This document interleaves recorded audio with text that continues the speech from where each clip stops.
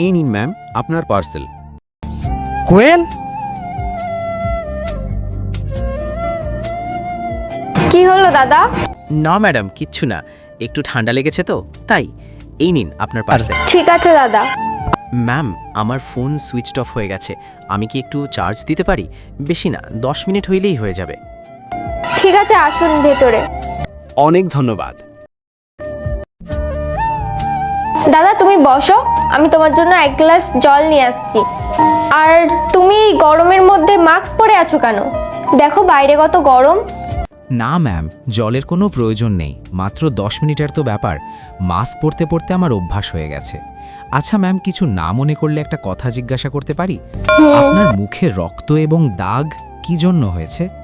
এরপর মেয়েটা যা বলল তা শুনলে আপনারা অবাক হয়ে যাবেন। আল্লাহর এই সুন্দর নামটি দেখে যে ভিডিওতে লাইক করে চ্যানেলটি সাবস্ক্রাইব করে দিবে, হে আল্লাহ তুমি তাদেরকে হজ করা তৌফিক দান করো। আমি না প্রেম করে বিয়ে করেছিলাম, বাড়ির কথা অমান্য করে। আর তারপর? এতে বলেছিলাম মা বাবা দাদাকে, কারোর ছেলেটা পছন্দ হয়নি। ওরা হয়তো বুঝে গেছিল ছেলেটা আমার জন্য ঠিক না, তারপর ওরা ঠিক করে নিয়েছিল ওই ছেলেটার সাথে আমাকে বিয়ে দেবে না। তারপরে আমি ছেলেটার সাথে বিয়ে করে এখানে পালিয়ে এসেছি।